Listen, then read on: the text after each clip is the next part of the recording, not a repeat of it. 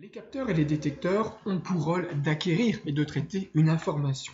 Il existe 4 grandes familles, réparties en 2 types, la détection avec contact, la détection sans contact. La première famille, les interrupteurs de position, donnent une information lors du contact avec l'objet. Avantage, être fiable, présenter une mise en œuvre simple et une grande résistance aux ambiances industrielles. Inconvénient, leur durée de vie. Il se compose de 3 parties, d'un corps, d'une tête, d'un dispositif d'attaque. La deuxième famille, les détecteurs inductifs.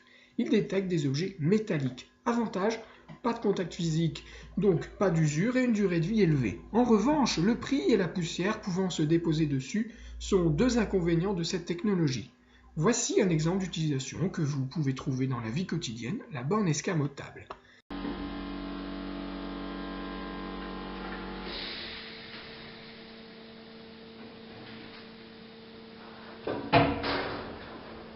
La borne escamotable remonte uniquement que lorsque la voiture n'est plus détectée par le détecteur situé après la borne escamotable. La troisième famille de détecteurs, les détecteurs capacitifs. Ils présentent l'avantage de détecter tout type d'objet. Ils sont couramment utilisés pour le contrôle de remplissage de cuves, de bouteilles ou encore de flacons. La quatrième famille, les détecteurs photoélectriques, très utilisés en milieu industriel et tertiaire, notamment dans le convoyage et la robotique. Avantage, détection de tous les matériaux, aussi bien sur une courte distance que longue. Inconvénient, le prix et la poussière qui peut endommager son fonctionnement. Cette technologie fonctionne sur le principe d'un faisceau lumineux. Lorsque celui-ci est coupé par un objet ou une personne, cela modifie la quantité de lumière reçue par le récepteur. La détection est alors effective. 3 types d'utilisation pour ce détecteur. La première en barrage. Un émetteur et un récepteur sont situés dans 2 boîtiers séparés. La détection peut se faire jusqu'à 30 mètres. La deuxième utilisation est le système proximité. L'émetteur et le récepteur sont regroupés dans un même boîtier. La détection peut s'effectuer jusqu'à 5 mètres. C'est le cas en début de convoyeur.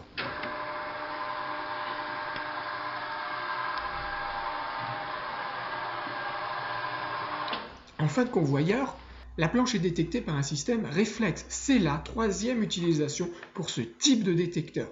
Émetteur et récepteur sont regroupés dans un même boîtier. La détection peut se faire jusqu'à 10 mètres. D'autres capteurs mesurent la pression, c'est le pressostat. La pression, c'est le vacuostat. La température, c'est le thermostat. Enfin, il existe aussi les capteurs à fibre optique, qui fonctionnent sur le même principe que les détecteurs photoélectriques, et les capteurs à ultrasons, utilisés notamment pour le contrôle d'accès de zones dangereuses ou interdites. Le choix, il s'effectue en fonction des conditions d'exploitation, la vitesse de l'objet à détecter, l'environnement d'utilisation, humidité, poussière. Pour déterminer la famille dont vous avez besoin, vous utiliserez l'organigramme de choix ci-contre.